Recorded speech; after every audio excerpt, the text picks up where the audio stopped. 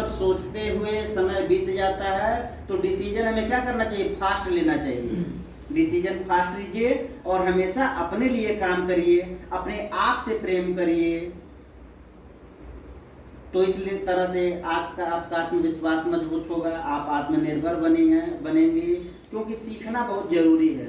प्रार्थना हम लोग करते हैं, हम न सोचें हमें क्या मिला है, हमें सोचें किया क्या है अर्पण।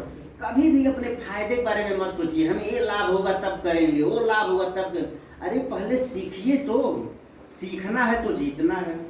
सीख करके लोग हवाई जहाज भी उड़ा लेते हैं, नहीं सीखते हैं तो साइकिल भी नहीं चला पाते हैं। तो सीखना सबसे महत्वपूर्ण क्या है, लर्निंग। नॉलेज है, सीखेंगी तो पैसा आपके कदमों में आके गिरेगा। पैसा जो है नॉलेज पे ही तो मिलता है।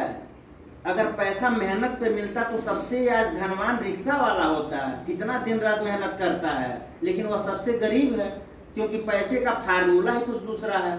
यहाँ से है, ब्रेन से है, दिमाग से है। पैसे जो है दिमाग से ही मिलते हैं। तो इसलिए आप अपने जीवन में हमेशा सीखते रहिए। सीखने के साथ साथ निरंतरता बहुत जरूरी है। जैसे प्रेरणा होता है ना, आप लोग प्रेरित होकर अपने अपने घर से आई हैं। इसका परिभाषा है कि प्रेरक वह आंतरिक तत्व या दशा है जो किसी कार्य को करने अथवा जारी रखने की प्रवृत्ति से युक्त होता है। इसको मैं समझाता हूँ कि क्या है यह प्रेरणा।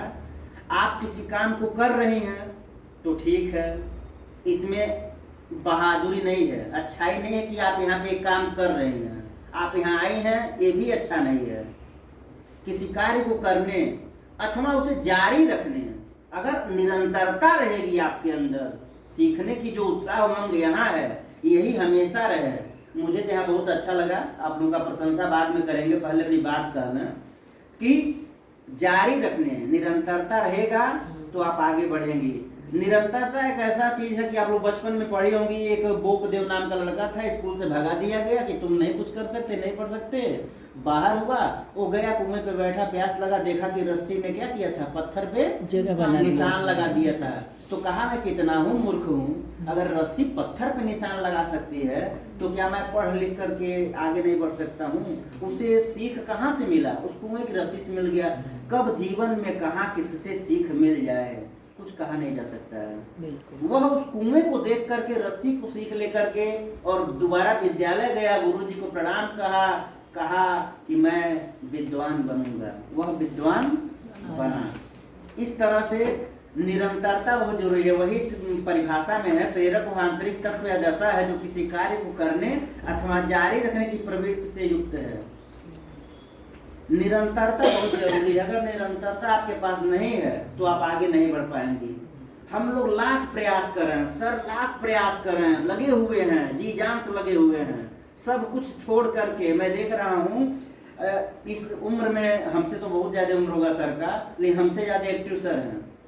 तो सर के एक्टिव रहने से क्या होगा, जब आप लोग जो है नहीं उसमें आगे बढ़ेंगे, क्योंकि बढ़ना तो आपको है, उत्साह और उमंग आपको ही ले आना है। इसलिए निरंतरता मतलब शुरू से लेकर के अंतिम दिनों तक आपका निरंतरता बना रहे कि हमें सीखना है और सिर्फ सीखना है। सीखना है तभी जीतना है।